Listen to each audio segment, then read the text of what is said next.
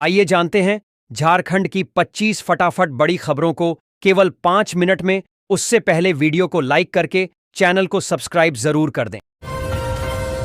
राज्यपाल ने विश्वविद्यालय विधेयक और कोचिंग सेंटर विनियमन विधेयक पर मांगा जवाब। राज्यपाल संतोष कुमार गंगवार ने शिक्षा से संबंधित 2 विधेयकों, झारखंड विश्वविद्यालय विधेयक 2025 और झारखंड कोचिंग सेंटर नियंत्रण एवं विनियमन विधेयक 2025 पर उच्च एवं तकनीकी शिक्षा विभाग से जवाब मांगा है।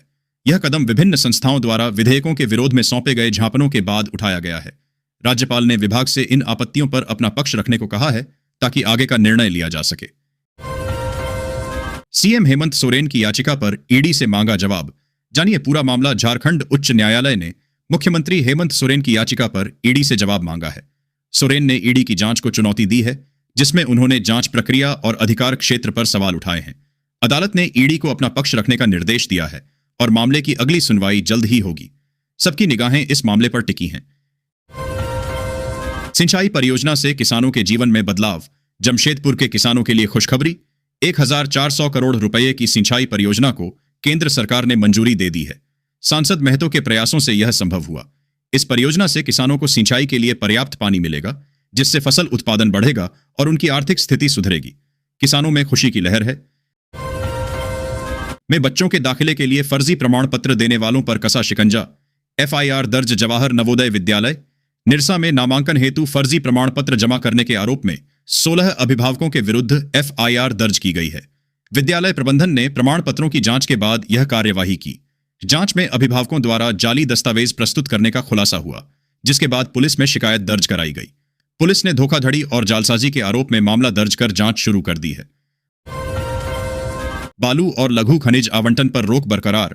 पेसा एक्ट लागू न होने पर झारखंड हाई कोर्ट सख्त। झारखंड हाई कोर्ट ने पेसा एक्ट लागू न करने पर सरकार से जवाब मांगा है और बालू एवं लघु खनिज आवंटन पर रोक बरकरार रखी है। अदालत ने सरकार को पेसा एक्ट कानून लागू करने की समय सीमा बताने का निर्देश दिया है। पंचायती राज विभाग ने नियमावली का प्रारूप तैयार कर लिया है, जिसे कैबिनेट को भेजा जाएगा। अगली सुनवाई 17 दिसंबर को होगी। गठबंधन सरकार को ले चल रही अटकलों के बीच आया विधानसभा अध्यक्ष का बयान। कहा, राजनीति में चर्चा चलती रहती है, फलीभूत होने पर ही बात करें। झारखंड विधानसभा के शीतकालीन सत्र से पहले स्पीकर रविंद्रनाथ महतो ने गठबंधन सरकार पर चल रही अटकलों को लेकर बयान दिया कि राजनीति में चर्चाएं चलती रहती हैं, लेकिन फलीभूत होने पर ही बात करना उचित है। सर्वदलीय बैठक में शीतकालीन सत्र के कार्यक्रम पर सहमति बनी, जिसमें अनुपूरक बजट पेश किया जाएगा। कुछ दलों ने कानून व्यवस्था पर चर्चा की मांग की और स्पीकर ने विभागों की सुस्ती पर नाराजगी जताई। रक्षा शक्ति विवि में नियुक्ति पर उठा सवाल। राजभवन से उच्च स्तरीय जांच की मांग। झारखंड रक्षा शक्ति विश्वविद्यालय में नियुक्तियों को लेकर विवाद गहरा गया है।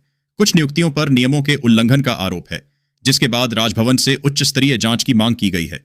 मामले की गंभीरता को देखते हुए पारदर्शिता सुनिश्चित करने और दोषियों पर कार्रवाई करने के लिए जांच की मांग की गई है। जेएसएससी सीजीएल रिजल्ट मामले में आया बड़ा फैसला। ढोल नगाड़ों के साथ मुख्यमंत्री आवास पहुंचे अभ्यर्थी। मुख्यमंत्री हेमंत सोरेन को सीजीएल अभ्यर्थियों ने जेएसएससी सीजीएल रिजल्ट जारी होने पर धन्यवाद दिया। मुख्यमंत्री ने कहा कि सरकार ने निष्पक्ष जांच कराई और दोषियों पर कार्रवाई की। उन्होंने युवाओं के भविष्य को संवारने के प्रयासों की बात कही और पिछली सरकारों की परीक्षाओं में धांधली की बात उठाई। अभ्यर्थियों ने मुख्यमंत्री के प्रयासों को सराहा और आभार व्यक्त किया। सहारा निवेशकों का पैसा मिलना हुआ शुरू। मिलेगा 50,000 सीधे बैंक खाते में। लिस्ट जारी। सहारा इंडिया की सहकारी समितियों में निवेश करने वाले करोड़ों निवेशकों के लिए एक महत्वपूर्ण और राहत भरी खबर सामने आई है। लंबे समय से अटके रिफंड की प्रक्रिया को गति दी गई है। अब निवेशकों को शुरुआत में 50,000 रुपए तक की रिफंड राशि सीधे उनके बैंक खाते में सहारा रिफंड पोर्टल के माध्यम से मिलना शुरू हो गई है। यह भुगतान प्रक्रिया पूरी तरह से ऑनलाइन और डिजिटल रूप से की जा रही है, ताकि पूरी प्रक्रिया में पारदर्शिता बनी रहे। हर महीने 7,000 रुपए पक्की आमदनी। एलआईसी की योजना शुरू। ग्रामीण महिलाएं जल्दी करें आवेदन। राज्य ग्रामीण आजीविका मिशन के अनुसार बीमा सखी की नियुक्ति की एक अनूठी पहल को शुरू किया गया है। इस योजना में सभी 690 ग्राम पंचायत में एक एक बीमा सखी को नियुक्त किया जाना है, जिससे ग्रामीण महिलाओं को सम्मानजनक रोजगार मिल पाएगा। अभी शुरुआत में 100 से अधिक महिलाओं ने इसमें पंजीकरण कराया है। भारत सरकार ने वर्ष 2025 के लिए कर्मचारी भविष्य निधि संगठन ईपीएफओ पेंशन प्रणाली में कई बड़े और महत्वपूर्ण बदलाव लागू किए हैं। इन संशोधनों का मुख्य उद्देश्य कर्मचारियों और पेंशनधारकों के लिए पेंशन प्राप्त करने की प्रक्रिया को अधिक तेज, आसान और पारदर्शी बनाना है। नए नियमों के तहत 36 मंथ वेरिफिकेशन नियम को सरल बनाया गया है और न्यूनतम मासिक पेंशन को बढ़ाकर 7,500 रुपए कर दिया गया है। सीएम हेमंत सोरेन दिल्ली से लौटे, अब शुरू होगा बैठकों का दौर। सियासी सरगर्मी तेज। मुख्यमंत्री हेमंत सोरेन दिल्ली दौरे से वापस आ गए हैं। उनके लौटने के बाद राज्य में बैठकों का दौर शुरू होने की संभावना है, जिसमें राज्य सरकार की विभिन्न योजनाओं और विकास कार्यों पर चर्चा हो सकती है। वर्तमान राजनीतिक परिदृश्य को देखते हुए इन बैठकों पर सबकी निगाहें टिकी रहेंगी। नहीं झुकेंगे हेमंत, महागठबंधन की ही चलेगी सरकार। जमशेदपुर में बोले मंत्री इरफान अंसारी। स्वास्थ्य मंत्री इरफान अंसारी ने कहा कि हेमंत सोरेन सरकार किसी भी दबाव में नहीं आएगी। उन्होंने स्पष्ट किया कि राज्य में महागठबंधन की सरकार ही चलेगी और इसे कोई भी अस्थिर नहीं कर सकता। उन्होंने सरकार की स्थिरता पर जोर दिया। मुख्यमंत्री हेमंत सोरेन योद्धा हैं, भाजपा के किसी भी दबाव में आने वाले नहीं। दीपिका कांग्रेस नेता दीपिका पांडेय सिंह ने कहा कि राज्य की जनता ने महागठबंधन को सशक्त जनादेश दिया है। उन्होंने भाजपा पर गठबंधन को कमजोर करने के लिए अफवाहें फैलाने का आरोप लगाया। दीपिका पांडेय ने कहा कि मुख्यमंत्री हेमंत सोरेन भाजपा के किसी भी दबाव में नहीं आएंगे और सरकार मजबूती से चलती रहेगी। उन्होंने इसे झारखंड की आवाज बताया। पूर्वी क्षेत्रीय परिषद की बैठक में उठेगा बिहार झारखंड के बीच बंटवारे में बकाये का मुद्दा। वित्त विभाग कर रहा तैयारी। झारखंड सरकार पूर्वी क्षेत्रीय परिषद की बैठक में बिहार के साथ संपत्ति बंटवारे के बकाया मुद्दे को उठाएगी। वित्त विभाग इस मामले की तैयारी कर रहा है। दोनों राज्यों के बीच अभी तक कई संपत्तियों का विभाजन नहीं हो पाया है, जिसके कारण विवाद बना हुआ है। झारखंड सरकार चाहती है कि इस मुद्दे का जल्द समाधान हो।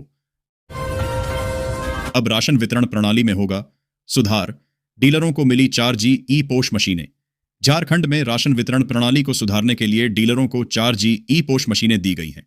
इस नई तकनीक से राशन वितरण में पारदर्शिता आएगी और लाभार्थियों तक सही मात्रा में राशन पहुंचेगा। सरकार का लक्ष्य है कि खाद्य सुरक्षा को सुनिश्चित किया जा सके। मनरेगा कर्मियों का मानदेय 30% तक बढ़ेगा। मंत्री दीपिका पांडेय की मीटिंग में प्रस्ताव मंजूर। झारखंड में मनरेगा कर्मियों के मानदेय में 30% तक की बढ़ोतरी होने की संभावना है। ग्रामीण विकास मंत्री दीपिका पांडेय सिंह की अध्यक्षता में हुई बैठक में इस प्रस्ताव को मंजूरी दी गई। कर्मियों के लिए बीमा योजनाएं भी प्रस्तावित हैं। सरकार ग्रामीण रोजगार को प्राथमिकता दे रही है और मनरेगा के तहत चल रहे कार्यों को सशक्त बनाने पर ध्यान केंद्रित कर रही है। दीदी बाड़ी योजना से महिलाओं को सशक्त बनाया जा रहा है। एसएससी सीजीएल रिजल्ट का रास्ता साफ। हाई कोर्ट ने परिणाम पर लगी रोक हटाई।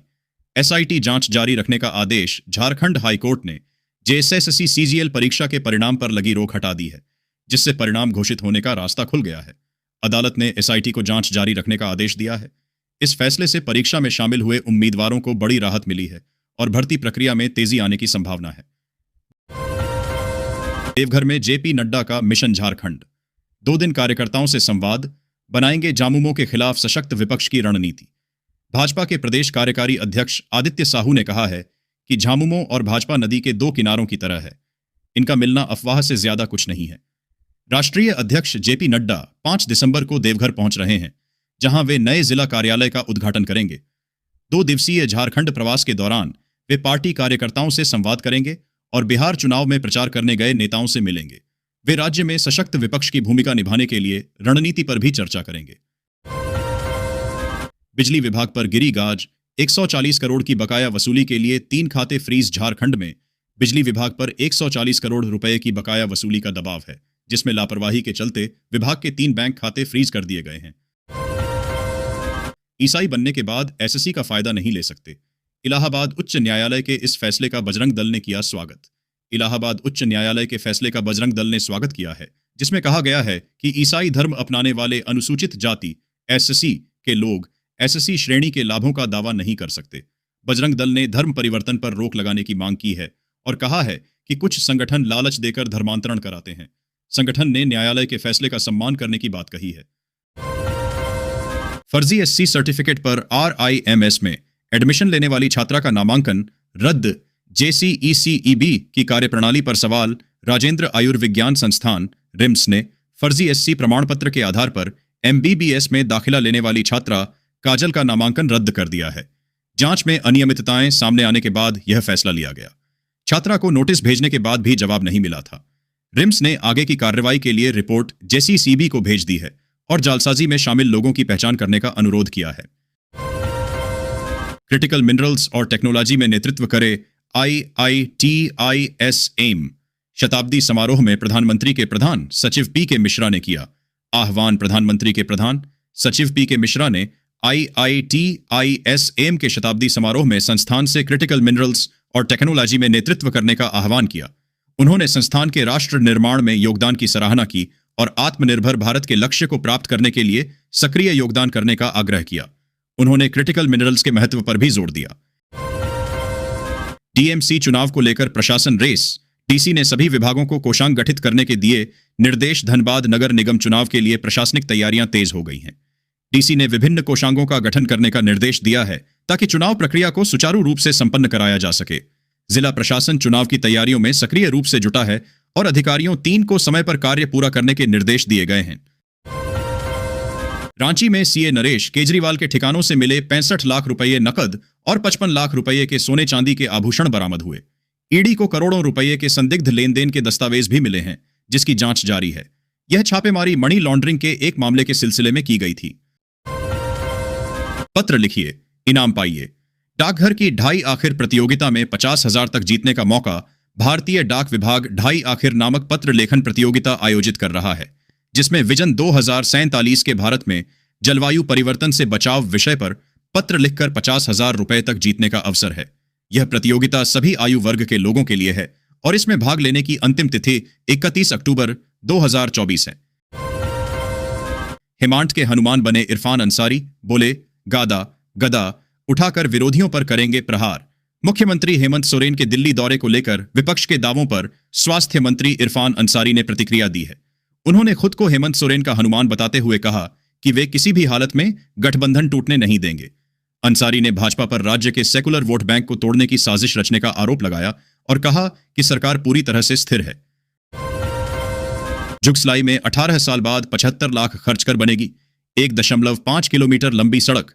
जुगसलाई में 18 साल बाद 75 लाख रुपए की लागत से 1.5 किलोमीटर लंबी सड़क बनने जा रही है। नगर पालिका ने निविदा प्रक्रिया पूरी कर ली है और जल्द ही निर्माण कार्य शुरू होने की उम्मीद है। इस खबर से स्थानीय लोगों में खुशी की लहर है, क्योंकि इससे आवागमन सुगम होगा और क्षेत्र का विकास होगा। अब तक 12 लाख संदिग्ध मतदाता की पहचान। सूची में आप भी अपने नाम का कर लें। मिलान झारखंड में अब तक 12 लाख संदिग्ध मतदाताओं की पहचान हुई है। चुनाव प्रक्रिया को निष्पक्ष बनाने के लिए मतदाता सूची में अपना नाम जांचना जरूरी है। यह कदम चुनाव प्रक्रिया में पारदर्शिता लाने के लिए उठाया गया है, जिससे सभी नागरिकों को सहयोग करना चाहिए। अब रेलवे काउंटर से तत्काल टिकट के लिए OTP जरूरी, साथ जरूर लाएं। मोबाइल रेलवे काउंटर से तत्काल टिकट बुकिंग के लिए OTP अनिवार्य कर दिया गया है। आवेदन फॉर्म में दिए गए मोबाइल नंबर पर OTP आएगा, जिसे बताने पर ही टिकट बुक होगा। यह सुविधा 52 प्रीमियम ट्रेनों में शुरू हो चुकी है और जल्द ही सभी ट्रेनों में लागू होगी।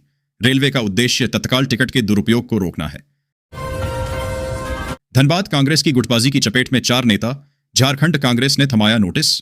झारखंड प्रदेश कांग्रेस ने धनबाद के 4 कांग्रेसी नेताओं को कारण बताओ नोटिस भेजा है। यह नोटिस पार्टी विरोधी गतिविधियों में शामिल होने के आरोप में जारी किया गया है। प्रदेश कांग्रेस कमेटी ने इन नेताओं से स्पष्टीकरण मांगा है कि उनके खिलाफ अनुशासनात्मक कार्रवाई क्यों न की जाए। झारखंड में दिव्यांगों के लिए ऐतिहासिक फैसला। प्रतिशत आधारित श्रेणी होगी खत्म। बनेगा देश का पहला राज्य। झारखंड सरकार ने दिव्यांगजनों के लिए एक ऐतिहासिक फैसला लिया है। राज्य में प्रतिशत आधारित आरक्षण प्रणाली खत्म होगी, जिससे दिव्यांगों को उनकी दिव्यांगता के प्रकार के आधार पर आरक्षण मिलेगा। झारखंड ऐसा करने वाला देश का पहला राज्य होगा। सरकार का उद्देश्य दिव्यांगजनों को समाज की मुख्य धारा में शामिल करना है, जिससे उन्हें शिक्षा और रोजगार में बेहतर अवसर मिलेंगे। पूर्व उत्पाद आयुक्त अमित कुमार को एसीबी ने भेजा नोटिस। लिखा, उपस्थित नहीं होने पर होगी गिरफ्तारी। शराब घोटाला मामले में एसीबी ने पूर्व उत्पाद आयुक्त अमित कुमार को पूछताछ के लिए नोटिस भेजा है। उन्हें 5 दिसंबर को एसीबी मुख्यालय में उपस्थित होने के लिए कहा गया है। ऐसा न करने पर गिरफ्तारी की चेतावनी दी गई है। अमित कुमार पूर्व में उत्पाद आयुक्त थे, जिनके कार्यकाल में नई उत्पाद नीति लागू हुई थी। उन्होंने पहले भी एसीबी को अपना बयान दर्ज कराया है और जांच में सहयोग करने की बात कही है। कोहरे और सर्दी से जमशेदपुर बेहाल। विजिबिलिटी राज्य में सबसे कम। बच्चों पर ठंड की दोहरी मार। जमशेदपुर में ठंड और कोहरे ने जनजीवन अस्त व्यस्त कर दिया है। दृश्यता राज्य में सबसे कम दर्ज की गई। मौसम विभाग ने शीतलहर का येलो अलर्ट जारी किया है। तापमान में गिरावट से स्कूली बच्चों को भारी परेशानी हो रही है। अभिभावक बीमारियों को लेकर चिंतित हैं। अगले कुछ दिनों में तापमान और गिरने की संभावना है। 72 घंटे में खाली करना होगा रिम्स परिसर। नोटिस के बाद भड़के अतिक्रमणकारी। पुलिस बल तैनात रांची में रिम्स परिसर को अतिक्रमण मुक्त कराने के उच्च न्यायालय के आदेश के बाद प्रशासन सक्रिय हो गया है। परिसर में नोटिस चस्पाकर अवैध कब्जाधारियों को 72 घंटे में जगह खाली करने का निर्देश दिया गया है। नोटिस लगने के बाद अतिक्रमणकारियों ने विरोध प्रदर्शन किया। प्रशासन ने सुरक्षा कड़ी कर दी है और आगे की कार्रवाई पर नजर रखी जा रही है।